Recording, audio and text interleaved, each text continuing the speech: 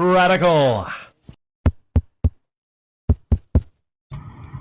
On April the 1st, April Fool's Day, I had an upload that many of you saw through right away, which was talking about the Nintendo Switch 2, revealing details about it, the pricing.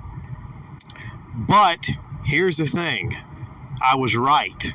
I was right about one thing. They are having a version that has Mario Kart World with it for $500. So everything else was just me bullshitting because, April the 1st. But I was right on that. Okay? Speaking of Mario Kart World, it looks good. The game looks good, looks fun. You can tell the graphics are better than the last Mario Kart. Looks good, right? Overall, I think everyone agrees that that was one of the better Nintendo Directs. It was a good Nintendo Direct. Here's what they didn't mention in that Nintendo Direct, though. Weird thing, they didn't bring up the pricing of Mario Kart World. Now, most people would figure that it's going to be between $60 and $70, which is the new price for video games. Not that long ago, it was $59.99. I'm serious. Not that long ago, the going rate for video games was $59.99. And then it became $69.99, and a lot of people said, well, that sucks. But other people said, you know what? It lines up with inflation. Lines up with that. Lines up with the times, okay. But somehow, some way, Nintendo has decided to become super ultra mega greedy son of a bitches. And they are charging $80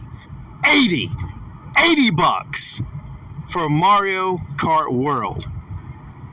Digitally and also physically. And that's if you're in America. Oh, you don't want to know about the Australian and the Canadian prices. Damn. I feel bad. I feel bad for non-Americans. So $80 is the cheap price. Now, we ain't talking about it being a new Zelda game, which I would say, most people would say, is the Zelda games are the cream of the crop when it comes to Nintendo games. We ain't talking about a Zelda. We're talking about a fucking kart racer. A kart racing game. We all live long enough to see a motherfucking kart racing game be $80. So now people are looking at it and they're calling out the bullshit by Nintendo. I mean, like I said, great Direct. You had all these YouTubers like, I got recommended, so I had to click on it.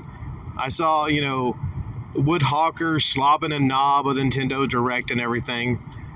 To be fair, he did bring up the pricing point later, but not before he had his shill-tastic Nintendo upload talking about how great the Direct was. So all these Nintendo YouTubers that are, there's some that are actually honest about it, but there's some that are not, they don't know what to do because they need to shill for Nintendo. But there's sometimes where even the biggest shills for Nintendo got to step back and say, what the fuck are you thinking with this $80 price point for Mario Kart World?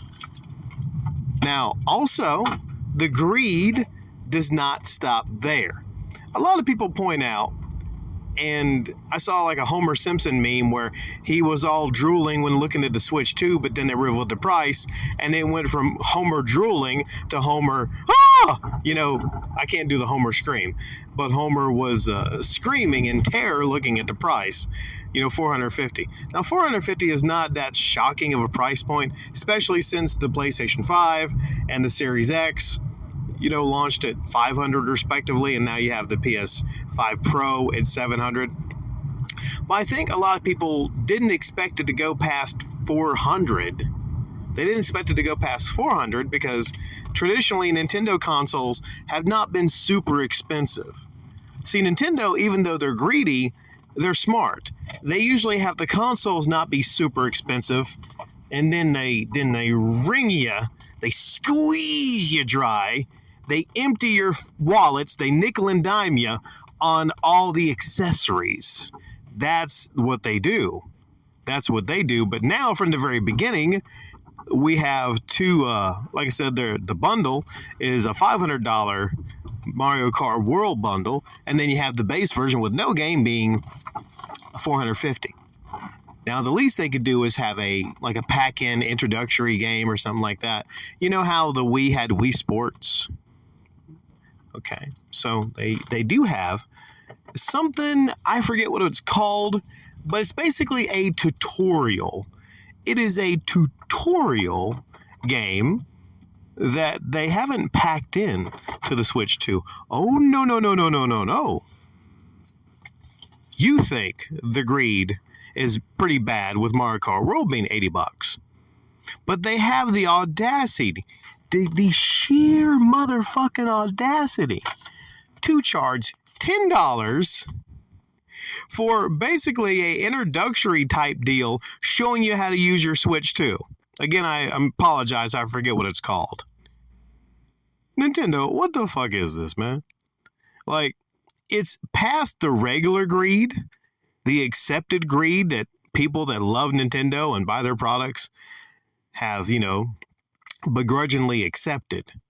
But this is a whole new level of greed that we are seeing right here from Nintendo. One last thing is, a lot of people are pointing to tariffs being they're trying to defend Nintendo, and they're saying, hey, it's the tariffs you see. It's not Nintendo, it's these new tariffs that are coming down the line. Okay, if it's the new tariffs, then please explain to me how that affects a digital game, a download. I don't think the tariffs have made it world $80. Not the tariffs, not that. Although, speaking of tariffs, I'm just reading here that Nintendo is not sure what to do about pre-orders because they're waiting to see what happens with the tariffs. So, listen, this is how much the system is right now. We really don't know. A lot of people don't know what's going to happen. Since that's the accepted price, I wonder why the pre-orders are a problem then, if it's about the tariffs. Because once you come out and you reveal a price, I wonder if there's been ever an instance to where things like tariffs affects the pricing after they reveal the price. That's kind of awkward. But here again, I'm not the guy to talk to. I'm not an economist. I'm not the one to talk to you about the tariffs. That's just here in America, the tariffs that are coming down the line. So, yeah. That's just what I got to say about that.